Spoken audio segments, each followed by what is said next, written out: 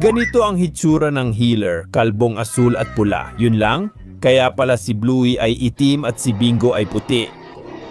Kamakailan, naging uso sa internet na dapat may mga karakter na may kulay ang lahat ng cartoons.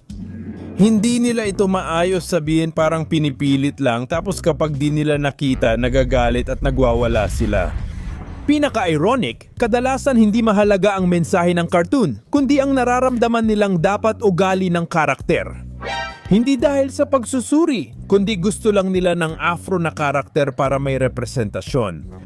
Halimbawa, may mga bajordigans, makukulay, cute na hayop na kumakanta ng opera at may kakaibang pakikipagsapalaran.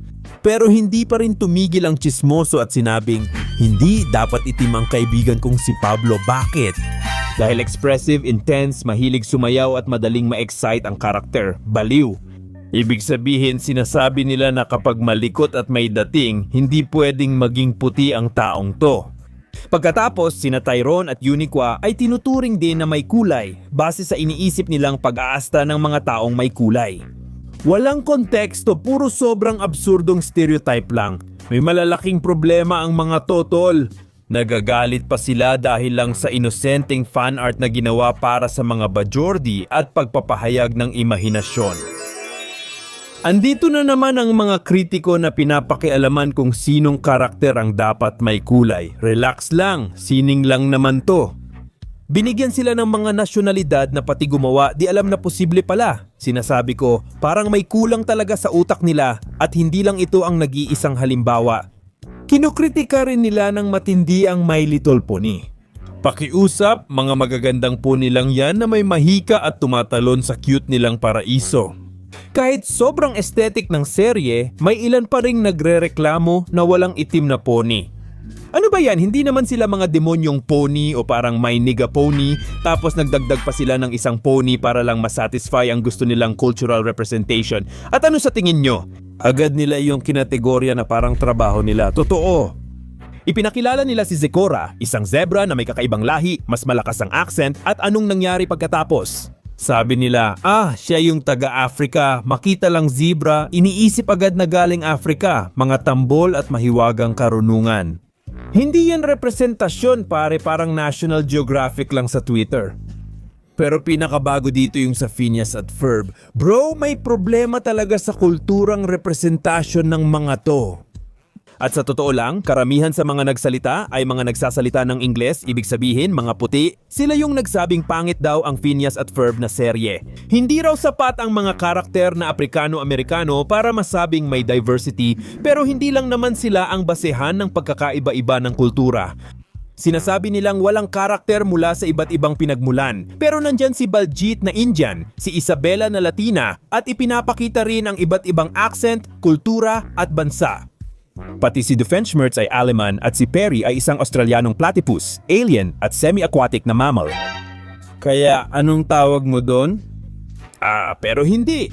Kung walang Afro-visible na karakter, hindi iyon bibilangin kasi para sa iba, diversity ay iisa lang ang ibig sabihin at di nila nakikita ang iba pa.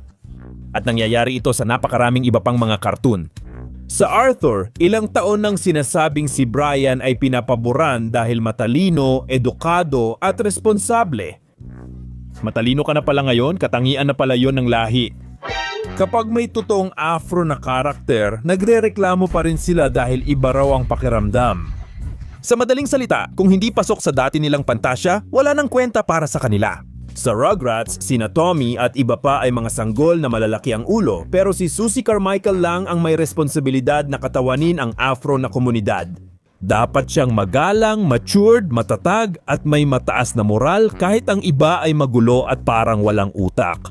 Walang problema kasi syempre, ang karakter na may kulay ay hindi pwedeng maging magulo, hindi pwedeng magkamali at kailangan siyang maging halimbawa at magturo sa iba. Seryoso? Ganyan ba talaga ang inklusyon? Sa Hoy Arnold, mas nakakatawa pa ang sitwasyon.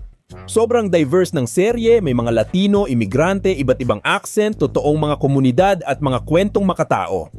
Matagal nang nandoon si Gerald, may leadership, kahinaan at karisma. Pero kahit ganon, may nagsabi pa rin na kulang ang mga afro na pangunahing karakter kasi kung hindi sumisigaw ng ako ay may kulay kada 5 minuto, parang wala siya at di mahalaga.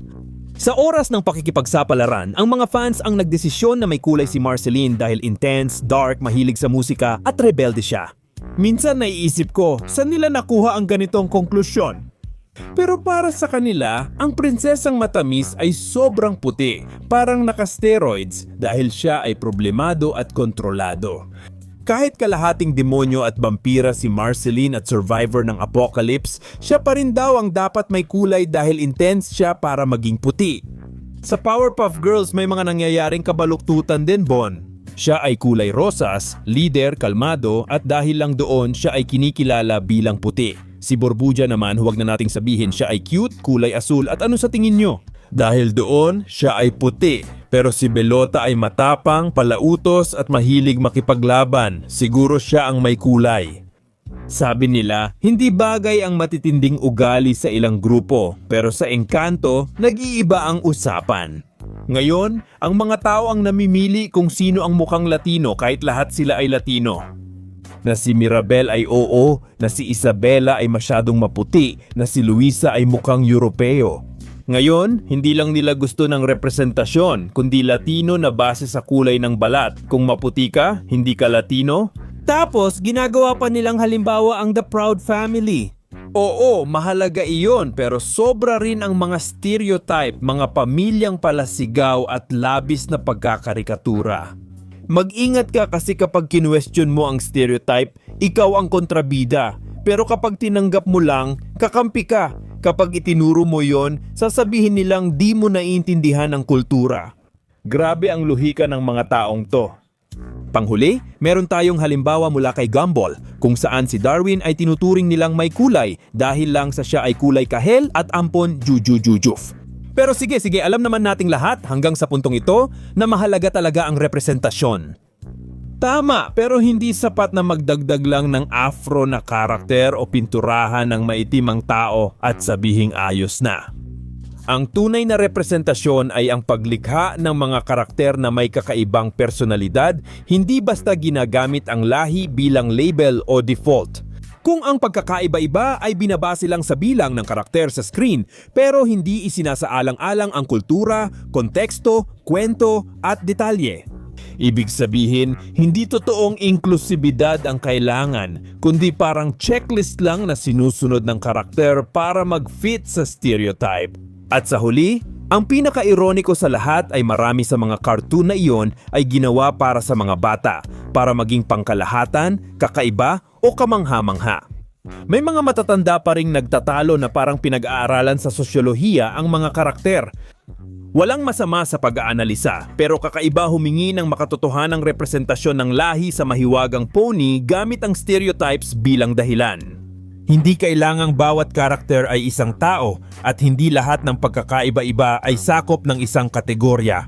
Kapag nililimita mo ang representasyon sa tanong na may afro ba o wala, hindi ito tunay na inklusibo. Paulit-ulit mong ginagamit ang mga walang kwentang ideya para magmukhang maganda. Dahil kung para sa'yo, ang pagsayaw, pagsigaw, pagiging intense o matapang ay automatikong nangangahulugang taong may kulay at ang pagiging kalmado, hindi nerd o leader ay nangangahulugang puti.